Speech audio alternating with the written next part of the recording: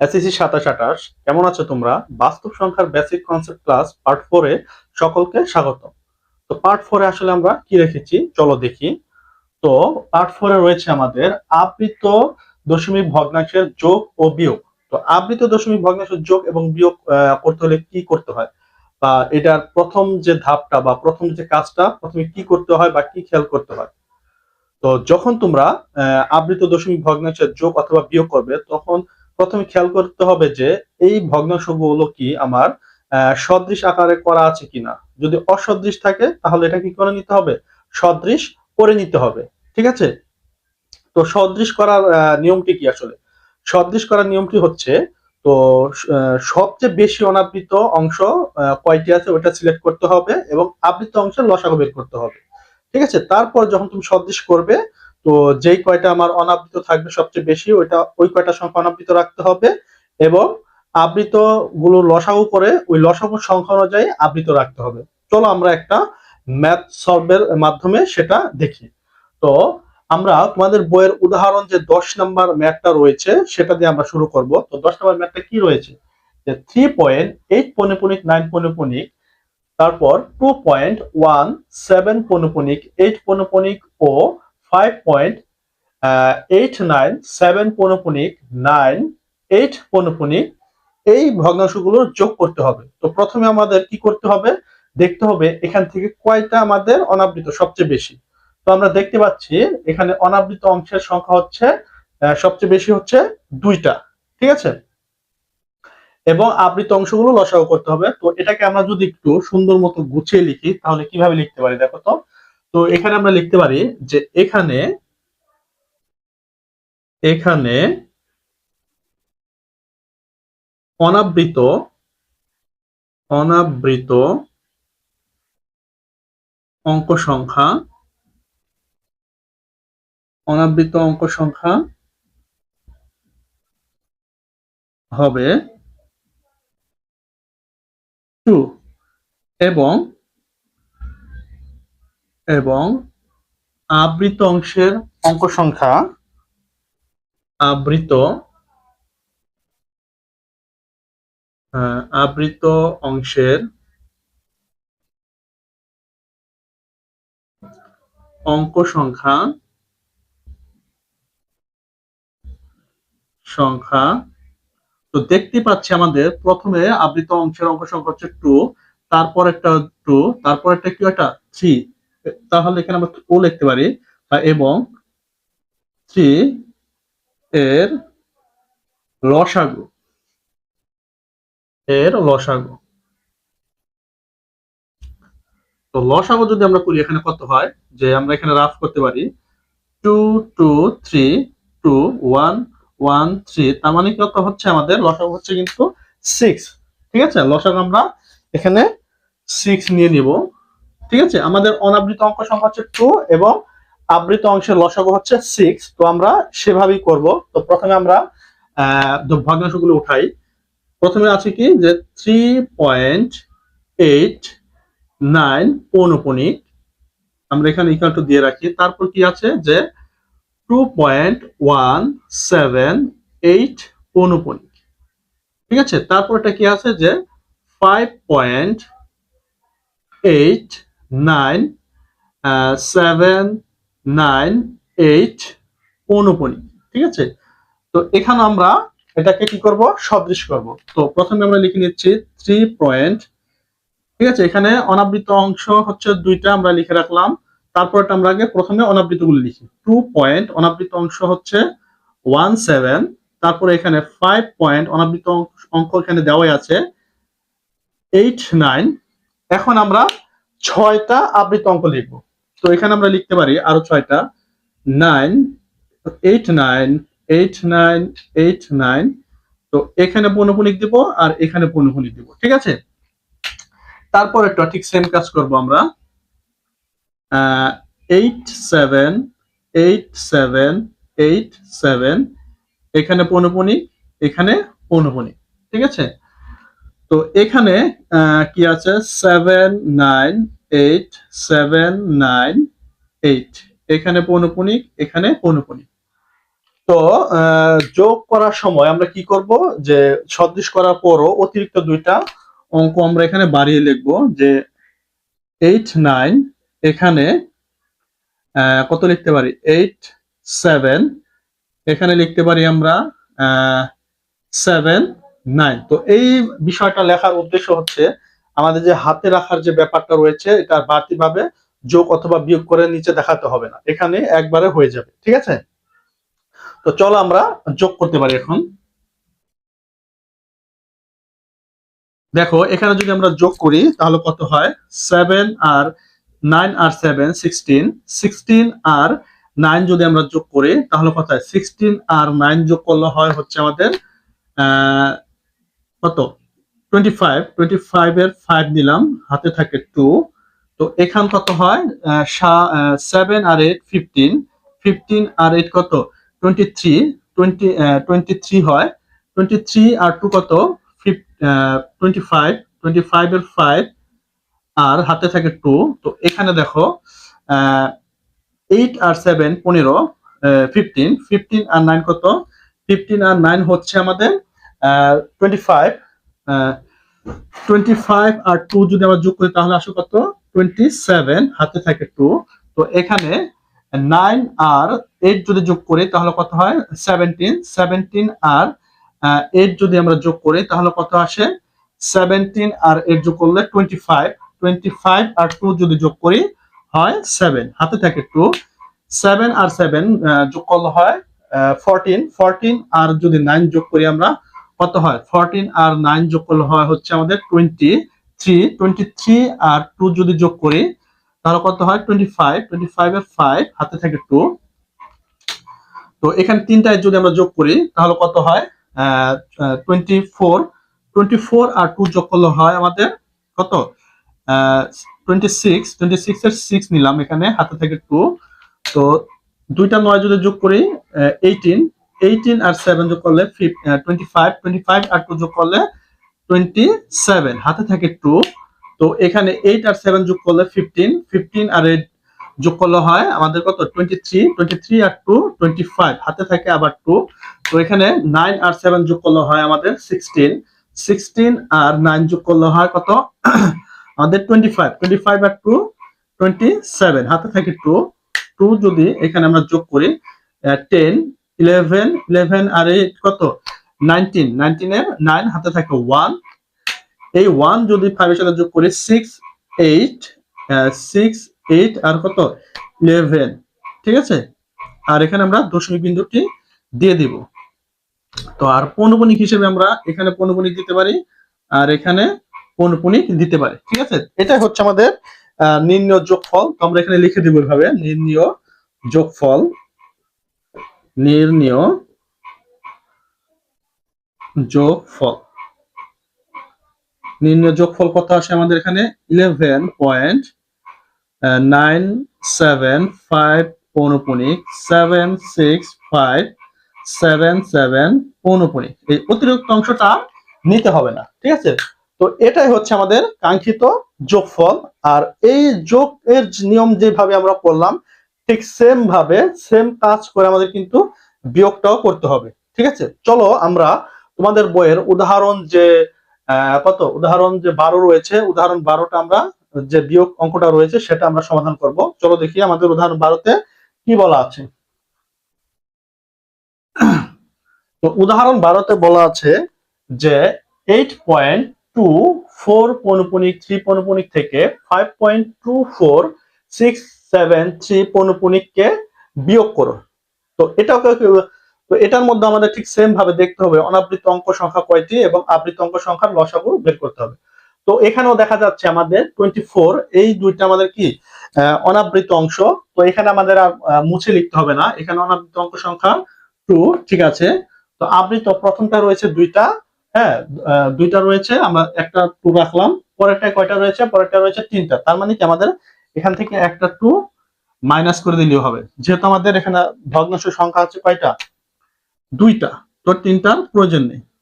তো এই 2 আর 3 যদি লসাগু করি আমাদের কিন্তু এই 6ই আসে। ঠিক আছে, এখন জাস্ট আমরা ভগ্নাংশ দুটোকে তুলবো এবং কি করব সদৃশ আবৃত ভগ্নাংশে প্রকাশ করে নিব। ঠিক আছে, তো আমাদের প্রথমটা রয়েছে কত, যে 8.243 পৌনপুনিক ইকুয়াল টু, তারপর কত রয়েছে যে 5.24673 পৌনপুনিক দিয়ে দিলাম। তো আগের মতো আমরা এটা কি করব, সদৃশ করব। তো আমরা প্রথমে 8 পয়েন্ট লিখলাম, এখানে 5 পয়েন্ট লিখলাম। তো প্রথমে উপরেরটা আমরা কি করব, দুইটা অনাবৃত অঙ্ক রাখবো। 24, এখানে 24 দেওয়াই আছে, লিখলাম। আমাদের অনাবৃত অঙ্ক সংখ্যা নেওয়া শেষ, এখন আমরা আবৃত অঙ্ক নিব। তো আবৃত অঙ্ক আমরা নিতে পারি 3 4 3 4 3 4, এখানে পৌনপুনিক, এখানে পৌনপুনিক। আর অনাবৃত অঙ্ক এখানে 6 7 3 6 7 3, এখানে পৌনপুনিক, এখানে পৌনপুনিক। তো আগের মতো এখানে আমরা দুইটা অতিরিক্ত অংশ নিব, যাতে আমাদের ম্যাথটা করতে সুবিধা হয়। এখানে একটা দাগ দিবে, এখানে একটা দাগ দিবে। তো এখানে আমরা নিতে পারি কত, 3, হ্যাঁ 3 4, আর এখানে আমরা নিতে পারি কত, 6 7। তো নরমালি আমরা জাস্ট এটা বিয়োগ করে দিব, ঠিক আছে, ঠিক আগের নিয়মে। তো এখানে 4 কে আমরা 14 ধরে নিব, 14 থেকে 7 বিয়োগ করলে 7 থাকে, হাতে থাকে 1। 13 থেকে 6 যদি বিয়োগ করি তাহলে কত থাকতেছে, 13 থেকে যদি 6 বিয়োগ করি তাহলে আমাদের থাকতেছে কত, 7। হ্যাঁ 7 থাকতেছে, বা হাতের 1 এখানে যদি আমরা ধরি 7 থাকে, 7 13 থেকে যদি আমরা 7 বিয়োগ করি তাহলে কত থাকে, 6 থাকে, হাতে থাকে 1। সেই 1 যদি 3 সাথে যোগ করি 4, 4 আর ফির মিলে গেলে 0 হয়, ঠিক আছে। আবার 13 থেকে যদি আমরা 7 বিয়োগ করি তাহলে কত হয় আমাদের, 6, হাতে থাকে 1। সেই 1 6 এর সাথে যোগ করলে 7, 14 থেকে 7 বিয়োগ করলে হয় 7, হাতে থাকে 1। সেই 1 3 সাথে যোগ করলে 4, 13 থেকে যদি 4 বিয়োগ করি তাহলে কত থাকে, 13 থেকে যদি আমরা 4 বিয়োগ করি আমাদের থাকতেছে হচ্ছে এখানে এলো 6 আর 3 9 থাকতেছে, হাতে থাকে 1। সেই 1 7 এর সাথে যদি আমরা যোগ করি 8, 14 থেকে 8 যদি বিয়োগ করি তাহলে আমাদের কত হয়, 6 থাকতেছে এখানে। তো হাতে থাকে 1, সেই 1 6 এর সাথে যোগ করলে 7। তো 13 থেকে যদি 7 বিয়োগ করি তাহলে আমাদের কত থাকতেছে, 6, হাতে থাকে 1, সেই 1 4 এর সাথে যোগ করলে হয় 5। 14 থেকে 5 যদি আমরা বিয়োগ করি তাহলে কত থাকতেছে, 14 থেকে 5 বিয়োগ করলে আমাদের হয় হচ্ছে 9 থাকে, হাতে থাকে 1। সেই 1 2 সাথে যোগ করলে 3, 12 থেকে যদি আমরা 3 বিয়োগ করি তাহলে কত থাকতেছে, 9 থাকতেছে। আবার হাতে থাকে 1, সেই 1 5 এর সাথে যদি যোগ করি 6, 8 থেকে 6 বিয়োগ করলে থাকতেছে আমাদের 2। আর এখানে আমরা দশমিক দিয়ে দিব। আর এখানে আমাদের এখানে একটা পৌনপুনিকের ফোঁটা, এখানে একটা পৌনপুনিকের ফোঁটা দিয়ে দিব। তো এটাই হচ্ছে আমাদের কাঙ্ক্ষিত বিয়োগফল। তো আমরা এখানে লিখে দিতে পারি যে নির্ণীয় বিয়োগফল, নির্ণীয় বিয়োগফল কত, 2.996 পৌনপুনিক 69760 পৌনপুনিক। তো এটাই হচ্ছে আমাদের কাঙ্ক্ষিত ফলাফল। তো এর মাধ্যমে আমাদের শেষ হলো যে আবৃত দশমিক ভগ্নাংশের যোগ এবং বিয়োগ কিভাবে করতে হয়। তো আশা করি তোমরা সকলে বুঝতে পেরেছো। তো এখন আমরা দেখব যে আবৃত দশমিক ভগ্নাংশের গুণ এবং ভাগ কিভাবে করতে হয়। ঠিক আছে, আবৃত দশমিক গুণ ভাগ কিভাবে করতে হয়। তো আমরা এটা একটু মুছে নেই। আবৃত দশমিক ভগ্নাংশের গুণ এবং ভাগ করতে হলে প্রথমে কি করতে হবে, যে আমাদের এই আবৃত দশমিক ভগ্নাংশগুলোকে প্রথমে সাধারণ ভগ্নাংশে প্রকাশ করে নিতে হবে। তো সাধারণ ভগ্নাংশে প্রকাশ করার পর আমরা নির্দিষ্ট যে গুণ বা ভাগের যে নিয়ম রয়েছে সেই নিয়ম অনুযায়ী আমরা কিন্তু গুণ অথবা ভাগ করে ফেলবো। ঠিক আছে, চলো দেখি আমরা তোমাদের গুণ এবং ভাগ হিসাবে তোমাদের বইয়ের যে উদাহরণ 14 নাম্বার যে ম্যাথটা রয়েছে গুণের, সেটাই আমরা সমাধান করবো এখানে। তো কি বলা আছে দেখো, যে 4.3 পৌনপুনিককে 5.7 পৌনপুনিক দ্বারা গুণ করো। তো এটাকে আমরা কি করব, প্রথম ভগ্নাংশটা আমরা এখানে তুলি। দেখো 4.3 পৌনপুনিক, এটাকে আমরা প্রথমে সাধারণ ভগ্নাংশে প্রকাশ করব। তো এটাকে যদি আমরা সাধারণ ভগ্নাংশে প্রকাশ করতে চাই কি করতে হবে, দেখো তো আমরা জানি একটা পৌনপুনিকের জন্য একটা 9 নিতে হবে এখানে। ঠিক আছে। আর উপরে যেটা করব আমরা এই দশমিক এবং পৌনঃপুনিক ধরে নিব যেখানে নেই, এখানে সেই পূর্ণ সংখ্যাটা লিখে দিব 43 মাইনাস মাইনাস এখন করা লাগবে কেন দেখো তো। তো পৌনঃপুনিক ব্যতীত যেই কয়টা অঙ্ক থাকবে সেই কয়টা অঙ্ক আমাদের এই পূর্ণ সংখ্যা থেকে কি করতে হবে, মাইনাস করে দিতে হবে। তো পৌনঃপুনিক ব্যতীত আমরা সংখ্যা দেখতে পাচ্ছি এখানে 4। তো আমরা যদি মাইনাস করি তাহলে কত হয় দেখো তো, 9, আর এখানে থাকতেছে মাইনাস করলে 39। তো এই আমাদের সাধারণ ভগ্নাংশ প্রকাশ হলো। অনেক সময় তোমাদের করার সুবিধার্থে তোমরা করে দিতে পারো কি, এটাকে লঘিষ্ঠ করে দিতে পারো, যত ছোট করা যায়। দেখো তো এই 39 আর 9 কে কত দ্বারা করা যায়, 3 দ্বারা যদি আমরা ভাগ করি, 3 3 9, এখানে 3 13 39। তো এখানে থাকতেছে কি তাহলে 3/13। ঠিক আছে, আমরা এটা পেলাম প্রথম ভগ্নাংশ থেকে সাধারণ ভগ্নাংশ। তারপর দ্বিতীয়টি কি আছে যে 5.7 পৌনঃপুনিক। তো এটা ঠিক সেম নিয়মে একটা পৌনঃপুনিকের জন্য একটা 9 নিলাম আমরা, তারপর আমরা পূর্ণ সংখ্যাটা লিখে দিব 57 মাইনাস আমাদের পৌনঃপুনিক ব্যতীত সংখ্যা রয়েছে 5। তো আমরা যদি মাইনাস করি তাহলে কত হয় 9, আর 57 থেকে যদি আমরা 5 মাইনাস করি তাহলে হয় হচ্ছে 52। তো এটাকে আর লঘিষ্ঠ করা যায় না, তো এটাকে এইভাবে রেখে দিব। তো ভগ্নাংশ দুটার এটা একটা সাধারণ ভগ্নাংশ, এটা একটা সাধারণ ভগ্নাংশ। এখন আমরা দুইটাকে কি করতে পারি, গুণ করে দিতে পারি। তো দেখো আমরা প্রথমে লিখে নিব, অতএব 4.3 পৌনঃপুনিক ইন্টু 5.7 পৌনঃপুনিক। এখন আমরা ভগ্নাংশ দুটাকে লিখে দিব 30/3 ইন্টু 52/9। ঠিক আছে। তো দেখো এখন আমরা কিভাবে এটাকে ক্যালকুলেশন করতে পারি। তো এটাকে যদি আমরা ক্যালকুলেশন করতে চাই, উপরে উপরে গুণ এবং নিচে নিচে গুণ করে দিতে হবে, তারপর আমরা কি করব, ভাগ করব।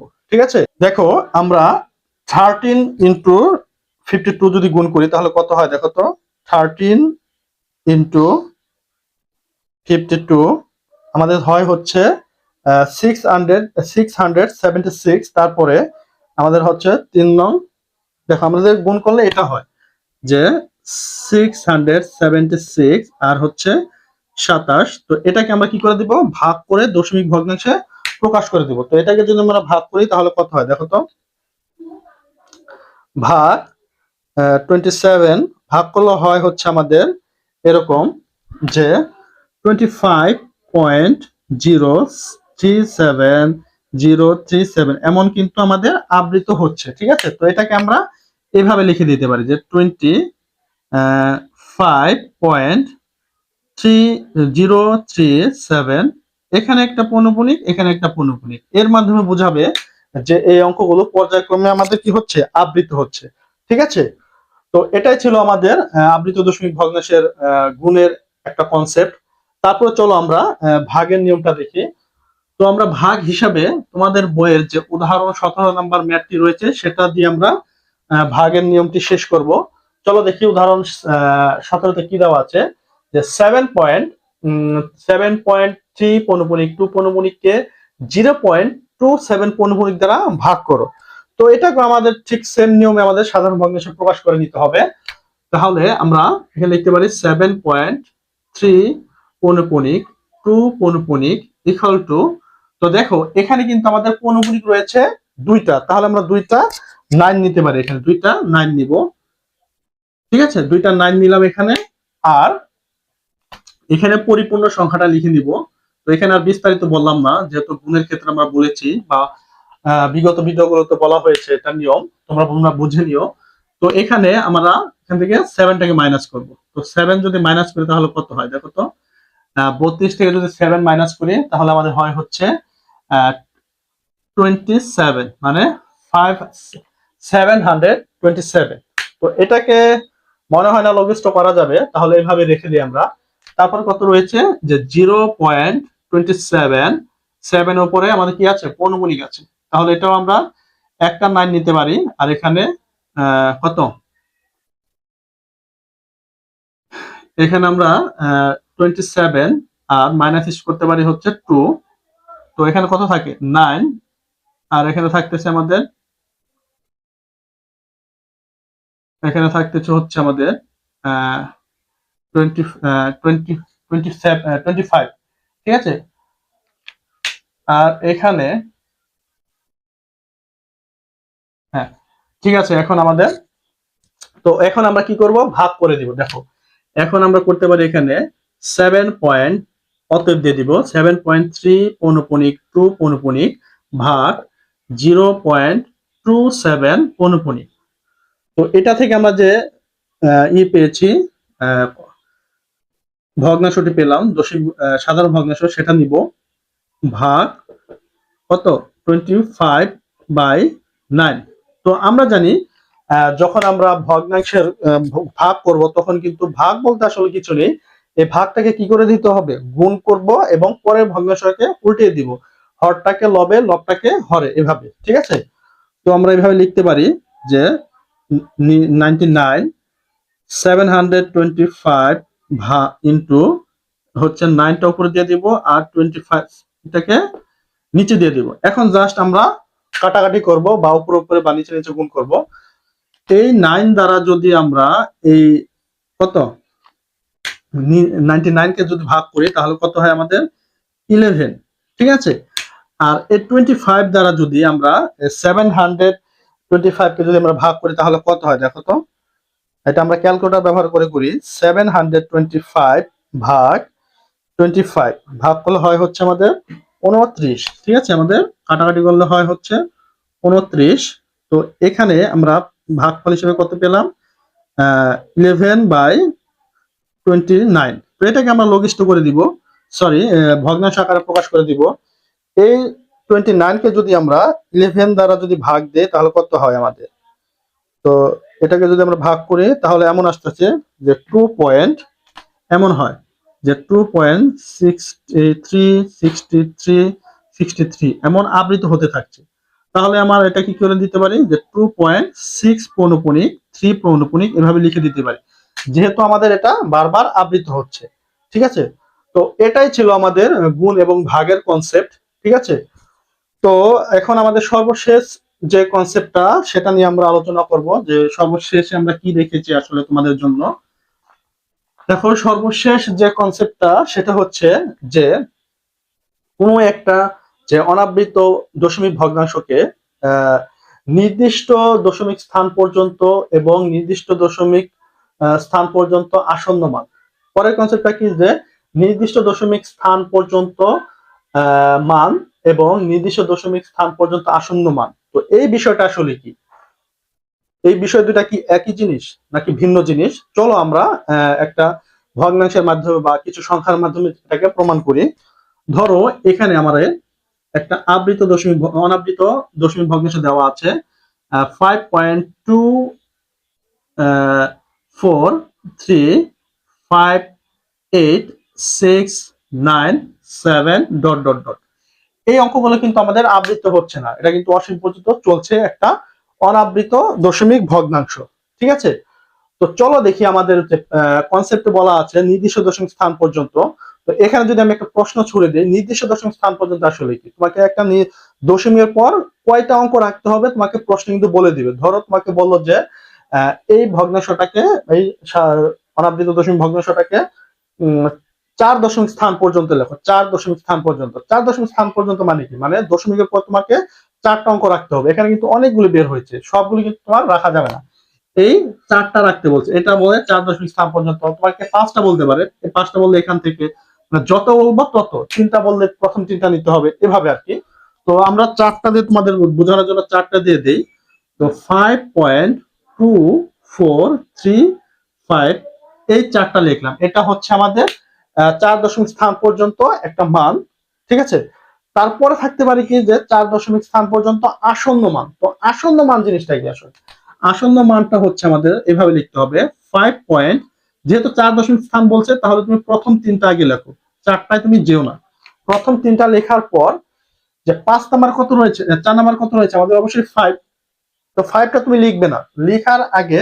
তো 5-এর পরে 4 দশমিক স্থানের পরে অঙ্কটা তোমরা খেয়াল করবে, তারপরের অঙ্কটা কি আছে। তারপরের অঙ্কটা যদি 5 অথবা 5-এর অধিক অঙ্ক দেওয়া থাকে বা বেশি দেওয়া থাকে তাহলে কি করতে হবে, এখান থেকে এই যত স্থান পর্যন্ত বলা হচ্ছে তত স্থানের লাস্ট অঙ্কটার সাথে 1 যোগ করতে হবে। যেহেতু আমাদের 8 আছে, এটা 5 বা 5 এর অধিক, তাহলে আমরা কি করব, এই 5 না লিখে আমরা কি লিখবো এখানে 6, মানে 1 যোগ করে লিখবো।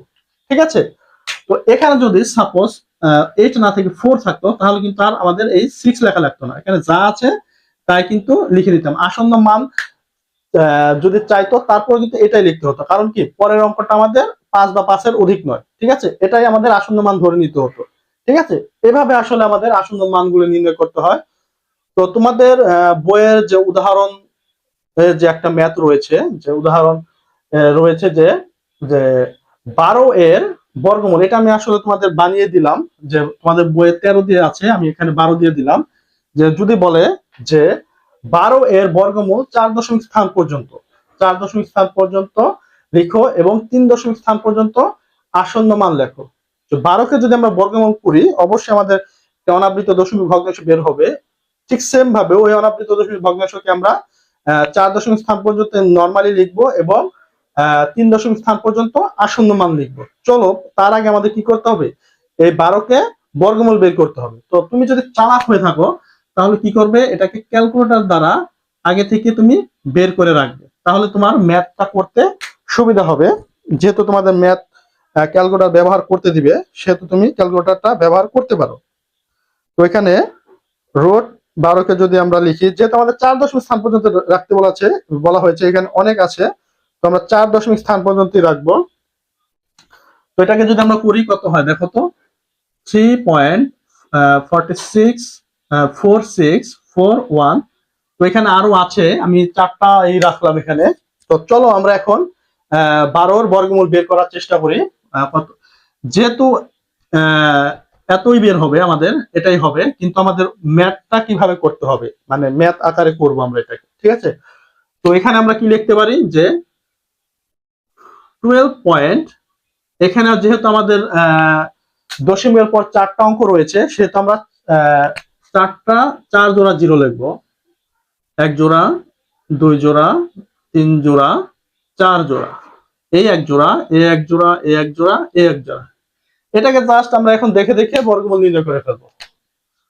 তো এখানে প্রথমে আমাদের যেহেতু আমরা করে ফেলছি 3, তো এখানে 3 বার যায় 3, এখানেও 3 লিখবে।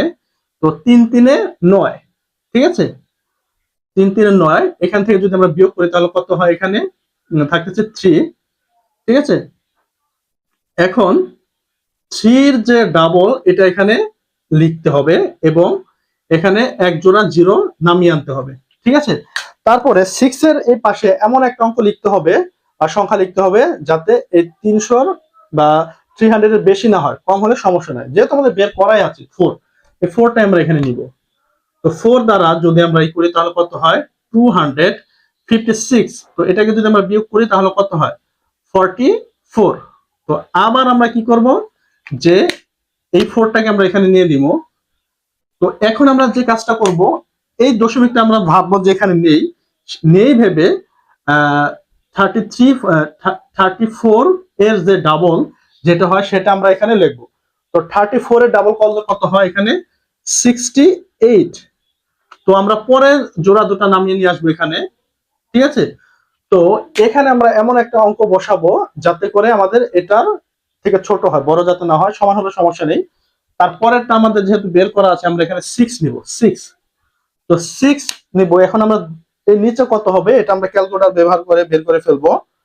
তো এখানে যদি আমরা বের করি তাহলে কত হয় দেখো তো, এখানে 686 ইন্টু 6 করলে হয় আমাদের 4116 হয় আমাদের। তো এটাকে যদি আমরা মাইনাস করি, মাইনাস করলে কত হবে, এখানে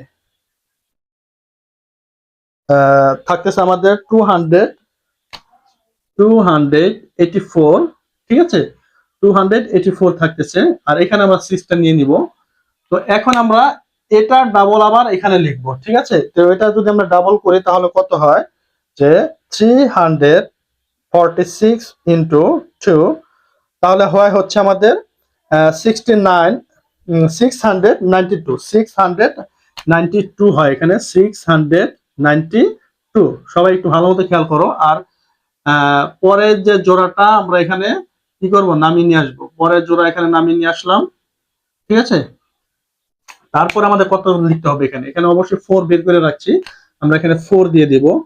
তো এখন এই পুরাটাকে আমরা কি করব, 4 দ্বারা গুণ করব। 4 দ্বারা যদি গুণ করি তাহলে কত হয়, 6924 ইন্টু 4, তাহলে আমাদের আসে 696 হয় আমাদের, ঠিক আছে। 696, এই 4টাকে আমরা এখানে নিব। তারপর আমরা এখন বিয়োগ করে দেখি আমাদের নিচে কত হয়। যদি বিয়োগ করি তাহলে হয় হচ্ছে আমাদের 704, 704 আসে আমাদের, 704। তো এটার ডাবল আমরা এখানে লিখে দেবো। তো এটার ডাবল যদি আমরা করি তাহলে কত হয় দেখো তো। এটার ডাবল যদি আমরা করি 3464 ইন্টু 2, তাহলে হয় হচ্ছে 6928। এখানে অবশ্যই আমাদের দিয়ে রাখলাম, কত হয় আমাদের, যে 6928। তো এখান যদি আমরা এখানে কত বসানো যায়, এখানে যেহেতু আমাদের 1 আমরা বের করে রাখছি, তো এখানে আমরা 1ই লিখে দিব। তো 1 দ্বারা যদি এটাকে আমরা গুণ দিই তাহলে এটাই হবে 69,281। তো এটাকে আমরা বিয়োগ করে দিই। এখন যদি আমরা বিয়োগ করি তাহলে কত হয়, এখানে 70,400 মাইনাস হচ্ছে 69,281, মাইনাস করলে হয় হচ্ছে আমাদের 1119। ঠিক আছে। তারপরেও আমরা যদি আমাদের আরো স্থান পর্যন্ত চেত, এটা কিন্তু অসীম পর্যন্ত চলতেই থাকবে, যেহেতু আমাদের 4 স্থান পর্যন্ত বলা আছে, আমরা 4 স্থান পর্যন্তই নিব।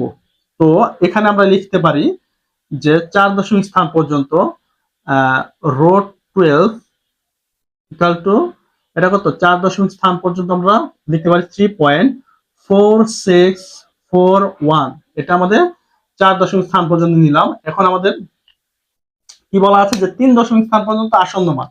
তো এটাকে যদি আমরা 3 স্থান পর্যন্ত আসন্ন মান লিখি তাহলে কত হয়, 3.46।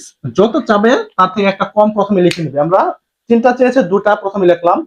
তারপরের অঙ্কটা 3 নম্বরে যেটা রয়েছে 4, তারপরের অঙ্কটা খেয়াল করবো, এটা কি 5 বা 5-এর অধিক কিনা।